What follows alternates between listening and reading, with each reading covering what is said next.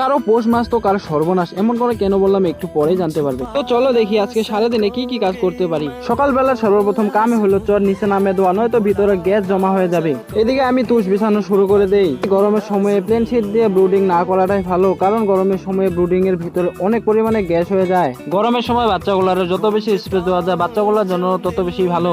ভিতরে প্রচুর পরিমাণে তুষ চাকা চাকা হয়েছে, তাই আজকে চালনি দিয়ে চাইলা দিলাম একটু। চালনি দিয়ে তুষ চালার জন্য অনেকটা ফায়দাই আছে, অল্প সময়ের মধ্যে অনেক কাজ কাম করা যায়। বৃষ্টির জন্য তুষ একটু ভিজে ভিজে টাইপ হয়েছে, তাই হালকা করে চুন ছিটিয়ে দেই। চুন ছিটিয়ে দেওয়ার কিছুক্ষণের মধ্যে সম্পূর্ণ তুষ শুকনো হয়ে যায়। কাম চলাকালীন অবস্থাতে কোম্পানির সুপারভাইজার ফার্মে এসে হাজির। আজকে অবশ্য একটাই মর্টালিটি হয়েছিল। শুরুতে যে বলেছিলাম কারো পৌষ মাস তো কারো সর্বনাশ, এখানে সর্বনাশটা আমারই হয়েছিল। গতকালকে রাতে আমাদের এখানে প্রচুর পরিমাণে বৃষ্টি হয়, সেই বৃষ্টির জল ফার্মের ভিতরে ঢুকে যায়। কোনো মতে কাকা ভাতিজা দুইজনে মিলে ফার্মের ভিতরে থেকে মাটি খুদে বান দেই। সত্যি এমন দৃশ্য দেখে অনেকটাই খারাপ লাগতেছিল, কিন্তু খাড়ায় খাড়ায় দেখা ছাড়া আর কোনো কিছু করার ছিল না।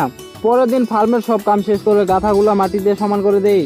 তারপর বাইরে যেখান দিয়ে জল ভিতরে ঢুকছিল সেই জায়গাগুলো মাটি দিয়ে বন্ধ করে দেই। আমার ফার্মের মেঝে আর বাইরের মাটির মেঝে সমান সমান হয়ে গেছে, তার জন্য ফার্মের ভিতরে জল ঢুকে গেছিল। এই ছিল আজকে সারাদিনের গল্প। দেখা হচ্ছে কালকে আবার নতুন কিছু গল্প নিয়ে।